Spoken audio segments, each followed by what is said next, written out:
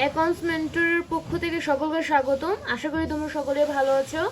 আজকে হচ্ছে আমরা ক্লাস 9-10 হিসেব বিজ্ঞান বইয়ের দ্বিতীয় অধ্যায় লেনদেন এই চ্যাপ্টার নিয়ে আলোচনা করব।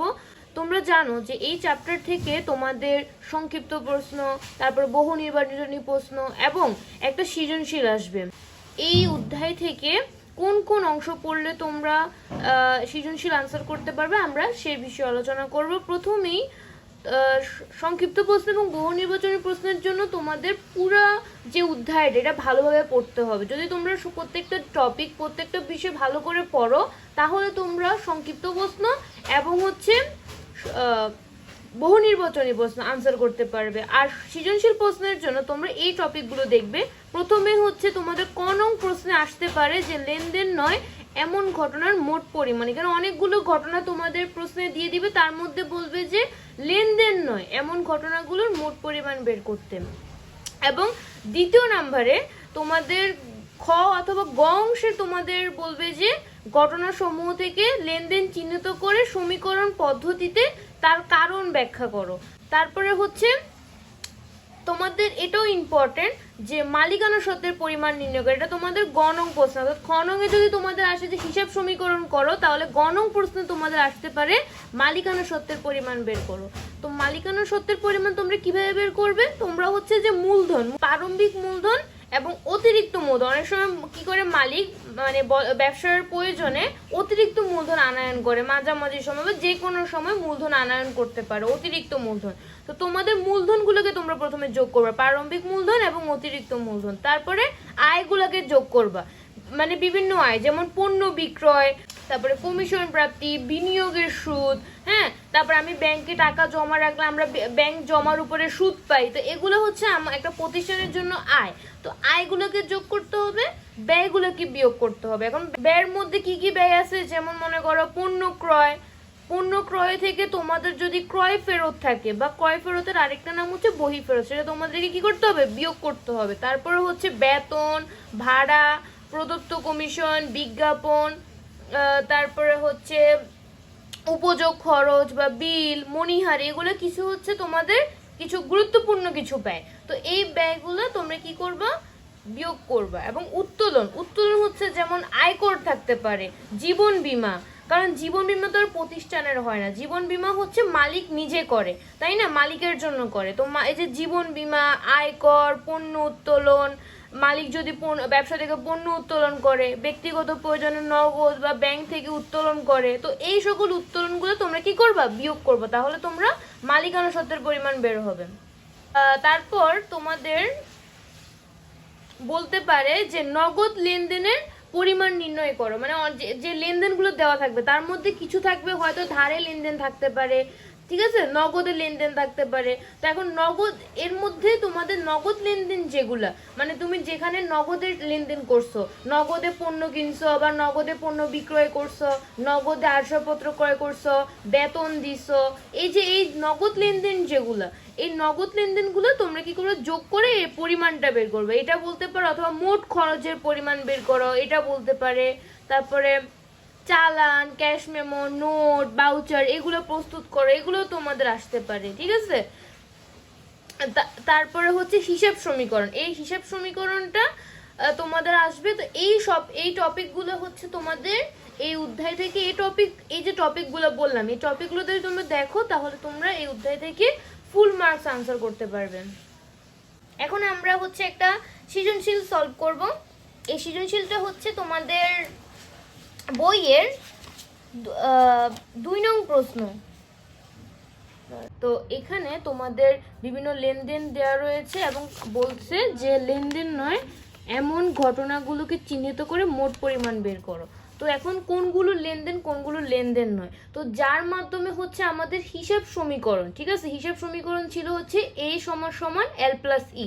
তো হিসাব সমীকরণে কোনো প্রভাব পড়বে না, সেগুলো হচ্ছে লেনদেন নয়। আর যার মাধ্যমে হিসাব সমীকরণে প্রভাব পড়বে, ঠিক আছে, যে ঘটনার মাধ্যমে, সেগুলো হচ্ছে লেনদেন।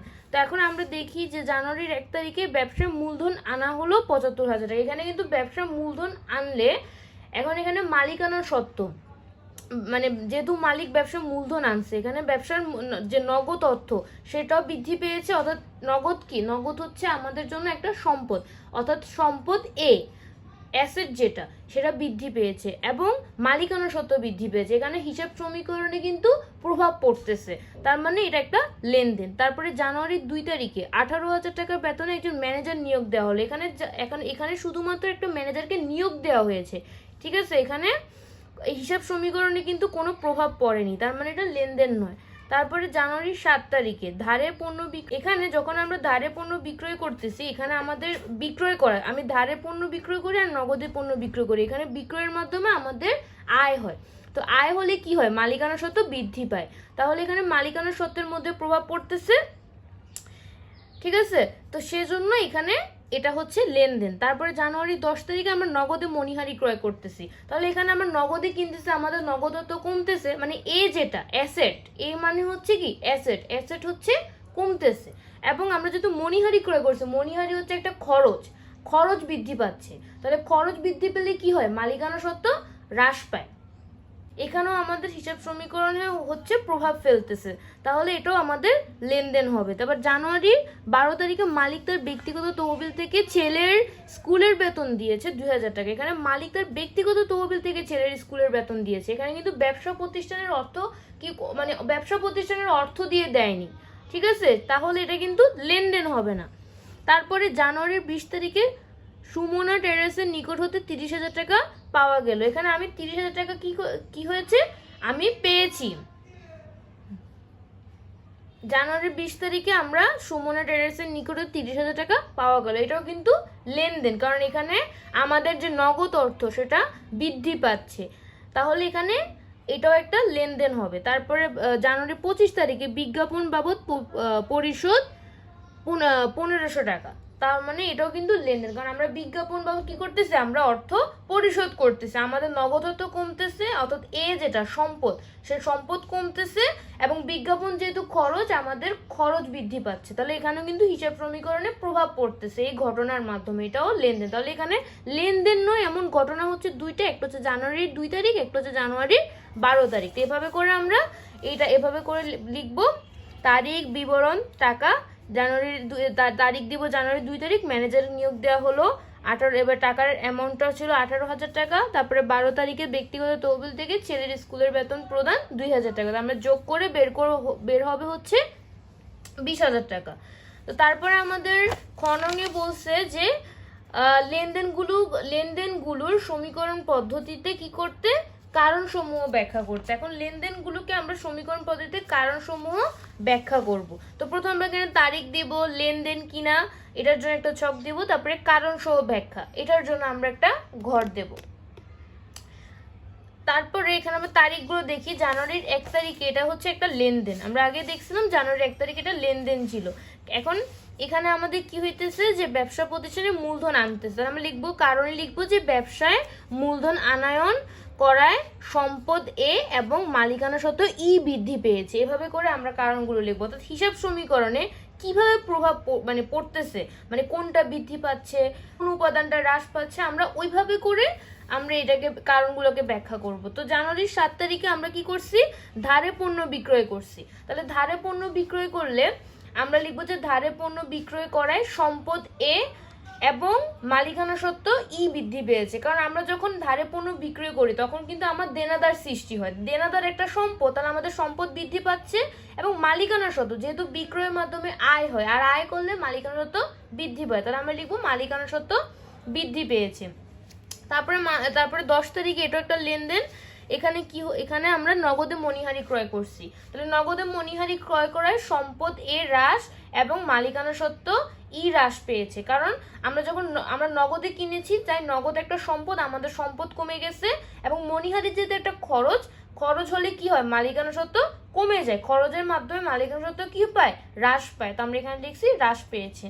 তারপরে 20 তারিখে বলছে যে সুমনা টেরেসের নিকট 30,000 টাকা পাওয়া গেল। তো সুমনা টেরেসের থেকে যেহেতু আমি পেয়েছি, তার মানে সুমনা টেরেস আমার দেনাদার ছিল, তো দেনাদার থেকে যখন আমরা টাকা পাবো তখন আমাদের কি হবে, আমাদের এখানে একদিক থেকে কিন্তু আমরা যখন টাকা পাবো তখন আমাদের সম্পদ বৃদ্ধি পাবে, আবার আবার আরেক দিক থেকে চিন্তা করলে সুমনা ট্রেডার্স আমাদের কি ছিল, দেনাদার ছিল। এখন দেনাদার থেকে যখন আমরা টাকা পাবো তখন আমাদের দেনাদার কমে যাবে না? তাহলে আমাদের একদিকে সম্পদ বৃদ্ধি পাবে এবং আরেক দিকে সম্পদ হ্রাস পাবে। তো এটাই লিখবো যে নগদ অর্থ পাওয়ায় সম্পদ এ বৃদ্ধি এবং সম্পদ এ হ্রাস পেয়েছে। আমরা দুইবার লিখবো সম্পদ, একবার বৃদ্ধি পাবে একবার হ্রাস পাবে। তো তারপরে 25 তারিখে আমাদের কি বলছে, বিজ্ঞাপন বাবদ আমরা পরিশোধ করছি 1500 টাকা। তো এখানে যখন আমরা পরিশোধ করব তখন আমাদের সম্পদ এ হ্রাস পাবে এবং আমাদের মালিকানা সত্ত্ব ই হ্রাস পাবে। তো এইভাবে করে আমরা কারণগুলোকে ব্যাখ্যা করব।